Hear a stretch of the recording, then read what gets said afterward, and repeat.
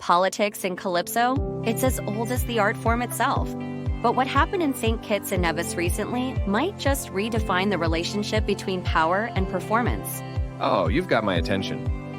What exactly went down? Well, picture this. A packed auditorium, big Lice on stage performing things not going well, when suddenly Prime Minister Terence Drew leaves his VIP seat and marches to the front of the audience. Wait, what? The Prime Minister just got up and walked out during a performance? Not quite out, more like up. He moved right to the front, near the stage. And here's the kicker. Big Lice had just asked, "Where are those thin-skinned politicians?" When Drew made his move. Oh, wow, that's provocative. How did the audience react to this sudden movement? It was a mixed bag of reactions. Some were stunned into silence, others visibly confused. But overall, the crowd erupted. It was like throwing a match into a powder keg of political tension and artistic expression. I can only imagine the buzz in the room. So, what's the consensus? Was this a genuine reaction from the Prime Minister or something more orchestrated? That's the million-dollar question, isn't it? The incident has sparked a fierce debate. Some believe it was a calculated move, perfectly timed to coincide with Big Lice's references to internal government conflicts. A political strategy disguised as an emotional outburst? That's quite the claim. Exactly. But others argue it was a genuine show of support or rebuttal. It's worth noting that this is unprecedented in St. Kitts and Nevis's Calypso history. It raises some serious questions about political interference in artistic expression. And I imagine it could have implications for Big Lice's chances in the competition, right? Absolutely. If this was indeed orchestrated and Big Lice ends up winning, it would be the first time in history that a sitting prime minister has so directly influenced the outcome of a Calypso show. It's a potential game changer for the entire art form. That's a big deal. But let's back up a bit. Can you give our listeners some context about the relationship between politics and Calypso in St. Kitts and Nevis? Sure thing. So, Calypso has this long, rich history in the Caribbean as a form of social and political commentary. It's often used to critique those in power, challenge the status quo, and give voice to the concerns of the people. In St. Kitts and Nevis, like many Caribbean nations, it's an integral part of the cultural fabric. So, in a way, Big Lice was just continuing a long tradition of political commentary through music. Exactly. But what makes this situation unique is the direct and public reaction from the Prime Minister. It's one thing for politicians to be the subject of Calypso. It's another for them to actively participate in the performance, so to speak. This blurs the lines between performer and subject in a way we haven't really seen before.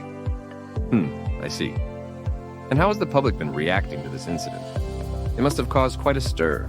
Oh, you bet it has. Social media has been on fire with discussions and debates. Some people are applauding the Prime Minister for what they see as standing up to criticism, while others are concerned about the potential chilling effect this could have on artistic freedom. It's fascinating how a single moment can spark such widespread debate. Are there any other theories floating around about what really happened? Well, one intriguing theory suggests that this whole incident was a carefully orchestrated spectacle. Some believe that Dr. Drew and Big Lice might be in cahoots, so to speak. There's even a rumor circulating that Dr. Drew has already promised Big Lice the crown for tonight's competition. That's quite a claim. What's the reasoning behind that theory? So, proponents of this theory point to the fact that Duncan and Douglas Watley, who are apparently known as Dr. Drew's certified agents, have been strategically placed to criticize other political figures like Dr. Douglas and Conress Maynard. Some see this incident as a form of friendly banter designed to generate buzz and attention. So, if I'm understanding correctly, the suggestion is that this whole thing is a complex political maneuver disguised as a spontaneous outburst. That's the gist of it. Of course, it's all speculation at this point, but it does highlight the intricate relationship between politics, art, and public perception in St. Kitts and Nevis. It's like a chess game where the pieces are politicians, artists, and public opinion. It's remarkable how many layers there are to this story. On the surface, it's about a politician's reaction to a song. But dig deeper, and you uncover all these questions about artistic freedom, political strategy, and the role of Calypso in society. Absolutely. And it's not just about this one incident, it's about the precedent it sets. If a prime minister can directly influence or participate in a calypso performance like this, what does that mean for future artists? Will they feel pressured to self-censor, or will this embolden them to push boundaries even further? Those are crucial questions. It reminds me of similar debates we've seen in other countries about the relationship between art and politics. But there's something uniquely Caribbean about this situation, isn't there? Definitely. Calypso has always been a way for Caribbean people to speak truth to power, often using humor and clever wordplay to soften the blow of harsh criticisms. It's a form of cultural resistance that dates back to the days of slavery and colonialism. This incident is just the latest chapter in that long history. Well, it certainly gives our listeners a lot to think about. Is there anything else you'd like to add before we close?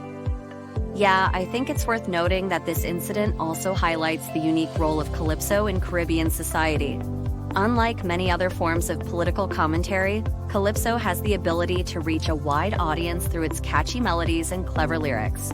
It's a form of political discourse that's accessible to everyone, regardless of education or social status. That's a great point. It really underscores the democratic nature of the art form. Exactly. And in a way, the Prime Minister's reaction, whether genuine or staged, acknowledges the power of this art form. It shows that even those at the highest levels of government are listening to and responding to these musical critiques. That's pretty remarkable when you think about it. It certainly is. So what do you think the future holds for Calypso and politics in St. Kitts and Nevis? Well, that's hard to predict, but I think we can expect to see some interesting developments. This incident might inspire more direct engagement between politicians and artists, for better or worse. We might see more politicians trying to co-opt the art form for their own purposes. Or we might see artists pushing back even harder against political interference. It sounds like exciting times ahead for Calypso fans and political junkies alike.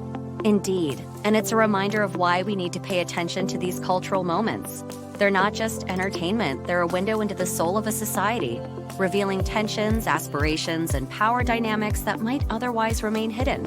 Until next time, keep questioning, keep debating, and keep engaging with the world around you.